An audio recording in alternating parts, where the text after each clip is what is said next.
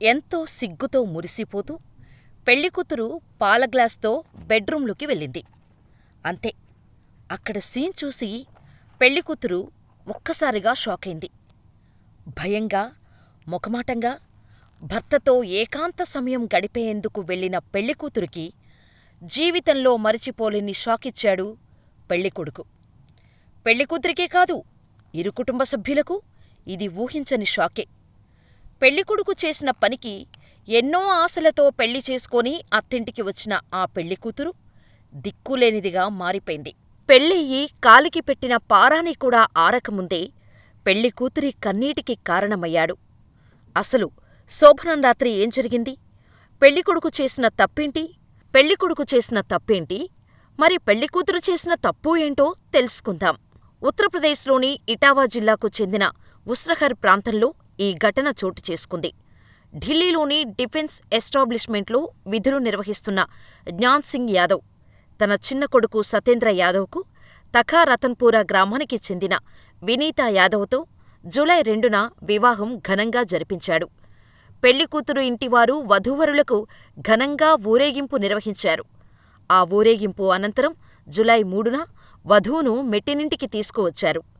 ఊరేగింపుగా మధ్యాహ్నం 2 గంటలకు శివారాకు చేరుకుంది నవవధువు. మెట్టినింటివారు ఘన స్వాగతం పలికారు. రాత్రిపూట జాగరణ చేయటంతో బంధువులు, కొంతమంది కుటుంబ సభ్యులు నిద్రపోయారు. అయితే ఇంట్లోని మహిళలు పెళ్ళికూతురుతో పాటు ఇతర పూజలు చేయటం ప్రారంభించారు. సాయంత్రం ఫస్ట్ నైటు ఏర్పాట్లు చేయటం గురించి మాట్లాడుకున్నారు. అప్పటివరకు వరుడు సత్యేంద్ర స్నేహితులతో కలిసి డాన్సులు వేస్తూ పెళ్లి వేడుకల్లో ఉత్సాహంగా ఉన్నాడు.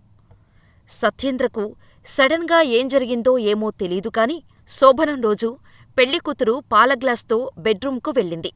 అంతే, అక్కడ సీన్ చూసి పెళ్ళికూతురికి ఒంటినిండా చెమటలు పట్టాయి. ఒక్కసారిగా షాకైంది. కుటుంబ సభ్యులు శోభనం గదిలోకి వెళ్లి చూడగా సత్యేంద్ర ఫ్యానుకు ఉరివేసుకుని వేలాడుతూ కనిపించాడు. దీంతో వధువు షాకుకు గురై అక్కడే స్పృహ తప్పి పడిపోయింది. నవవరుడు ఆత్మహత్యతో ఇరు కుటుంబాల్లో విషాదం నెలకొంది. కాళ్ల పారానీ కూడా ఆరకముందే ఆ వివాహిత వితంతువుగా మారటంతో కుటుంబీకులు కన్నీరు మున్నీరుగా విలపించారు. ఈ ఘటనపై సమాచారం అందుకున్న పోలీసులు వెంటనే ఘటనాస్థలానికి చేరుకున్నారు. ఆత్మహత్యకు గల కారణాలను పోలీసులు ఇరువురి కుటుంబ సభ్యులను విచారిస్తున్నారు. బలవన్మరణానికి గల కారణాలను ఇంకా తెలియరాలేదు. జూలై 3న వధువును మెట్టినింటికి తీసుకువచ్చినప్పుడు వరుడు బాగున్నాడు. తర్వాత సత్యేంద్ర యాదవ్ తల్లికి బంగారపు ఉంగరం, ఇతర వస్తువులు ఇచ్చి నిద్రపోతానంటూ తన గదిలోకి వెళ్ళాడు.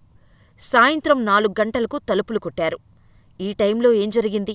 సత్యేంద్రకు ఉరివేసుకునేంత కష్టమేమొచ్చింది? ఏదైనా విషయమై వరుడు వధువుతో గొడవపడి మనస్తాపంతో ఉరివేసుకొని ఆత్మహత్య చేసుకున్నాడా అని విచారిస్తున్నారు. అయితే వధువుకు వేరొకరితో అక్రమ సంబంధం ఉందా? ఈ విషయం తెలిసి వరుడు ఫస్ట్ నైట్ రూములో అవమానంతో ఆత్మహత్యకు పాల్పడ్డాడా అనే కోణంలో పోలీసులు విచారణ చేస్తున్నారు.